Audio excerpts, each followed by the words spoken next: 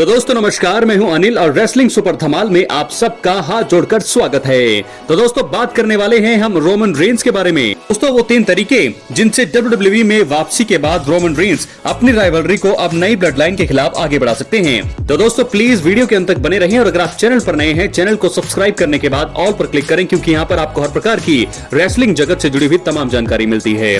तो दोस्तों आपको बता दें कि 30 दिसंबर 2024 को WWE survivor series premium live event का आयोजन हुआ था। शो में हुए ब्लड लाइन वॉर गेम्स मुकाबले में रोमन रेंस की टीम ने सोलो सिकोआ की टीम को हराया था। यह मुकाबला काफी तगड़ा था। रोमन और उनके साथियों का साथ सीएम पंक ने दिया था। खैर रोमन रेंस अब ब्रेक पर हैं। पिछले हफ्ते स्मैकडाउन के एपिसोड में वो नजर नहीं आए। उनके अगले कदम के बारे में भी कुछ खुलासा हुआ नहीं है। दोस्तों इसलिए इस वीडियो में हम बात करने वाले हैं उन 3 तरीकों के बारे में जिनसे WWE में अब वापसी के बाद रेंस अपनी राइवलरी को नई ब्लड लाइन के खिलाफ आगे बढ़ा सकते हैं। पहला तरीका यह है कि रोमन रेंस जो है वापसी करने के बाद सोलो सिकोआ को दे सकते हैं चुनौती। आपको बता दें समरस्लैम 2024 में रोमन रेंस ने वापसी करके सोलो सिकोआ के ऊपर अटैक किया था। तब से इनकी राइवलरी चल रही है। रोमन रेंस का सोलो के साथ अभी तक सिंगल्स मुकाबला हुआ नहीं है। फैंस इस चीज का बेसब्री से इंतजार कर रहे हैं। दोनों की टक्कर का अब सही समय आ चुका है। रेंस को इस बार वापसी करने के बाद उन्हें चुनौती देनी चाहिए। दोस्तों शर्त यह होनी चाहिए कि जो जीतेगा उसे ही असली ट्राइबल चीफ माना जाएगा और उनके पास ही उला फाला होगी। रेंस और सोलो के बीच अब सिंगल्स मुकाबला होना तो बनता है।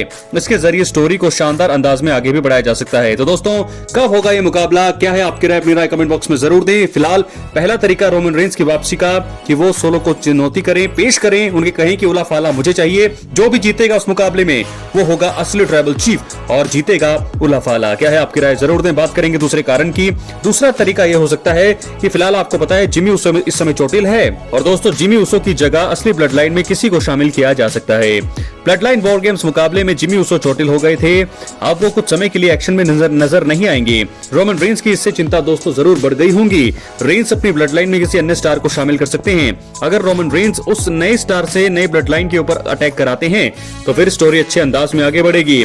वैसे इस तरह की संभावना बनने के चांसेस ज्यादा लग रहे हैं। तो कौन होगा रोमन रेंस का कौन जुड़ेगा रोमन रेंस के साथ, क्योंकि जिमी ऊसो नहीं है तो ऐसे में चांस लग रहे हैं कि जिला फाटू आ सकते हैं, रोमन रेंस का साथ दे सकते हैं, क्योंकि कोडी रोड्स वगैरह ये नहीं आने चाहिए, क्योंकि दोस्तों उन्हीं की फैमिली का अगर कोई आएगा तो फिर स्टोरी में और भी ज्यादा मजा आएगा। फिलहाल बात करेंगे तीसरे और आखिरी कारण का। तो दोस्तों अब WWE में कब होगा रोमन रेंस और जेकब फाटू मुकाबला।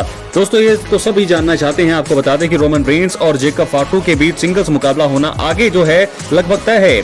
WWE ने जरूर इसके बारे में सोचा होगा। रेंस को इस बार वापसी कर जेकब फाटू को 1-on-1 मुकाबले के लिए चुनौती देनी चाहिए। जेकब फाटू ने अभी तक अपने काम से सबको प्रभावित किया है। जेकब फाटू और रोमन रेंस के मुकाबले से कंपनी को भी फायदा होगा, साथ ही साथ ब्लड लाइन की स्टोरी भी आगे बढ़ेगी। फैंस भी इस मुकाबले को देखने के लिए काफी उत्साहित हैं। अब रोमन रेंस को जेकब फाटू के खिलाफ जाने के लिए खुद ही बड़ा कदम उठाना चाहिए। तो दोस्तों इस प्रकार 3 तरीके हमने आपको बता दिए हैं जिनसे WWE के पास वापसी के बाद रोमन रेंस अपनी राइवलरी को नई ब्लड लाइन के खिलाफ आगे बढ़ा सकते हैं।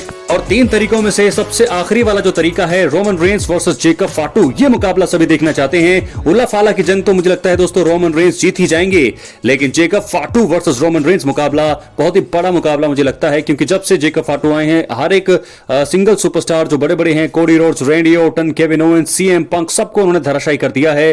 तो ऐसे में देखना होगा रोमन रेंस का मुकाबला जेकब फाटू के साथ कैसा होता है। बहुत ही तगड़ी हाइप इस मुकाबले की मुझे लग रही है, बनानी भी चाहिए WWE को। तो हमें आने वाले वक्त में ये जरूर देखने को मिलेगा जेकब फाटू वर्सेस रोमन रेंस। दोनों ही तगड़े हैं, दोनों ही सुपरस्टार मुझे लगता है। ऐसे में रोमन रेंस को शायद पहले मुकाबले में हार का सामना भी करना पड़ सकता है और जेकब फाटू पहले मुकाबले में हारेंगे नहीं, और अगले मुकाबले में जरूर हारेंगे रोमन से, लेकिन पहले मुकाबले में हारेंगे नहीं। तो वो जरूर पहले मुकाबले में रोमन को हरा सकते हैं। क्या है आपकी राय, अपनी कमेंट बॉक्स में जरूर दें। बहुत बहुत धन्यवाद।